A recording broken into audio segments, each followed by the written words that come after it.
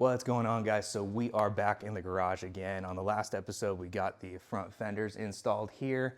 In more recent times, I've been actually getting these all trimmed up and actually getting them to where they're going to clear 40s and doing small things like reservoir tabs. It really wasn't worth filming. I got the front valance mounted, which looks pretty cool. And now we are actually going to be starting to work on the kind of Prerunner style front bumper and skid plate on this episode. I believe this is going to be episode 13. And as I always say, this isn't a how-to, this is just a how I did it, and follow along. Hopefully we'll learn something together. So let's get to it.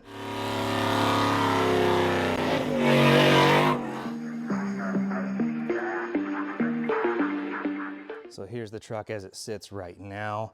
As you see below, I actually took this. This is an 1 3/4 piece of tubing right here. I took it to a buddy of mine who has a radius bender and basically took the valance off and had it match that exact kind of curvature. So my idea with this, I know a lot of people keep them underneath. I kind of plan on having this area right here cut out with like half the tube kind of just sticking out up at this top portion here.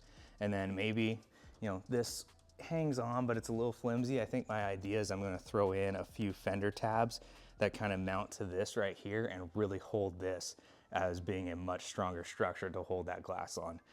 And yeah, I think first I'm going to get this marked out, and then we're going to start cutting across right there, which is kind of scary, especially with the carbon parts. These take about 6 months. Even if I were to get one ordered, they take about 6 months to get a replacement. So a little bit of a scary cut to make, but I guess, like they say, measure twice and cut once, and hopefully it's right. So let's get to it.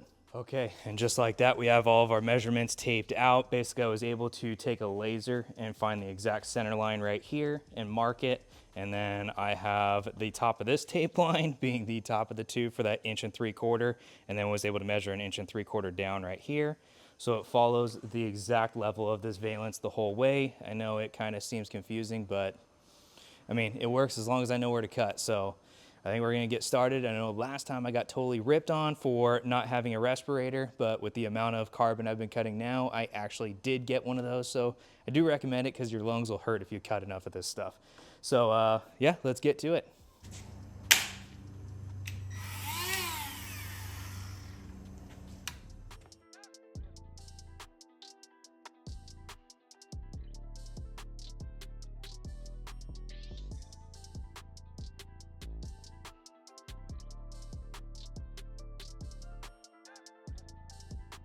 All right, so we actually set a piece of this tape across the front, and I was able to mark out the exact width of that hole that it needs to actually land in.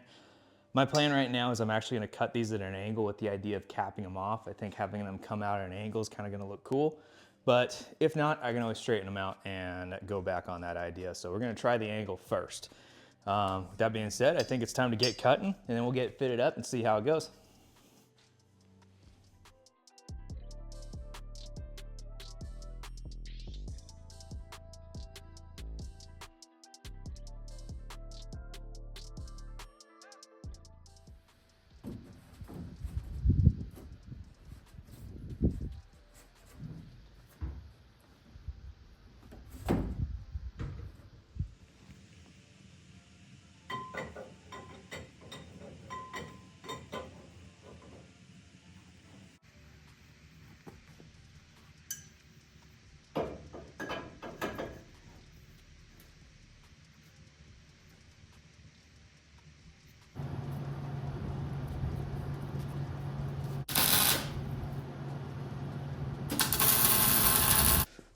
Okay, well, now we've gotten these two tubes tacked in right here, and we're ready to go to throw in some secondary tubes. So these are actually gonna go from just to the side of where these mount right here to the actual front of the frame horns right here that I got all cleaned up.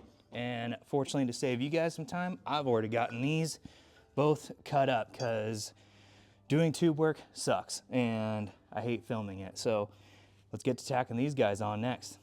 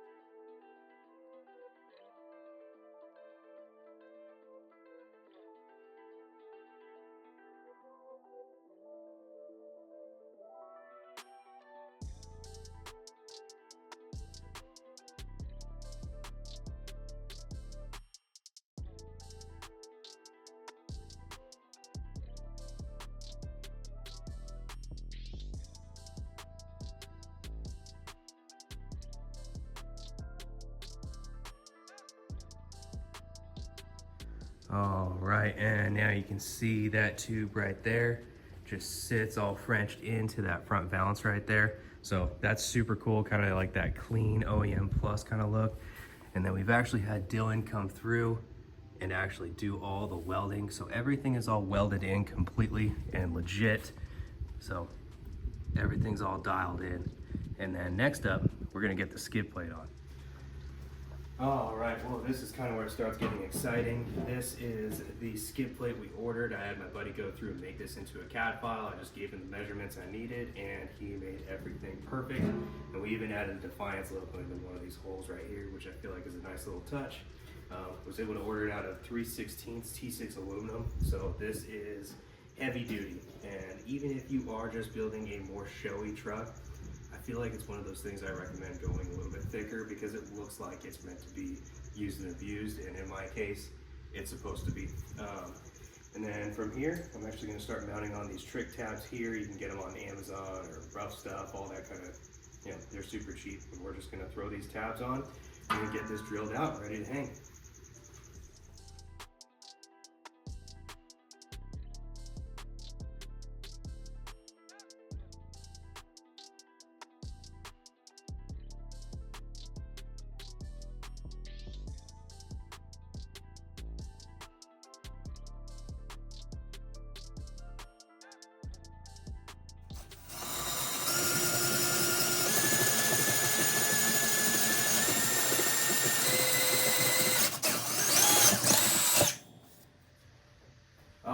I guess I'm filming this video in multiple days. So since I was last actually filming, I actually went and got this sent out, and this is all now polished out. I had my buddy Tyler McFarr go through and make this thing have a mirror finish, and it looks awesome. The way I got this from Sencut Send, it actually had several points that it had letters in the front. I don't know if anybody noticed that. And it had to either get buffed out, and it just made sense to get it polished in this case. So next, the other thing I ran into is I was planning on countersinking these bolts through here, and I ordered a 3/8 countersink thinking it was going to be for 3/8 bolts. And well, you actually need to buy for the actual total width of the bolt head, which makes sense, but those are the mistakes that end up making things take way longer than they should in this whole process here. So with that being said, we're going to countersink these holes, every single one of them at 3/4, to have these then, just like this part right here, sits completely flat. And to me, I think for these skid plates, that's the proper way to have them. It just is the cleanest way in the end. So I think in the past, I've done fender washers, and it's more expensive than it is just to get this bit and do it this way. So I'm gonna get these drilled out, and then we'll get it mounted up onto the truck.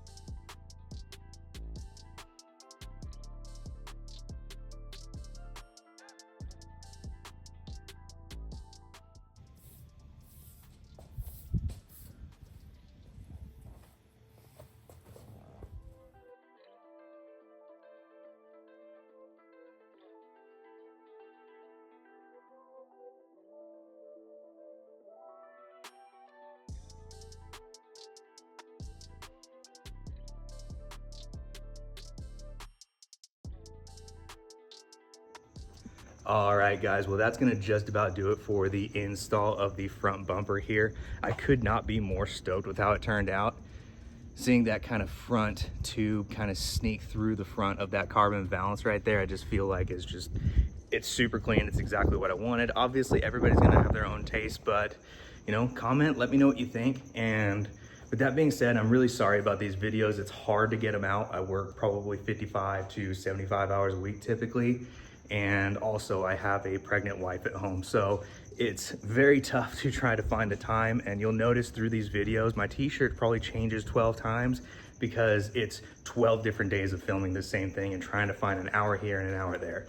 So once again, guys, thank you for watching. Hopefully pretty soon here, this is gonna be a runner, and I'm gonna start working on the next video. Catch you guys later.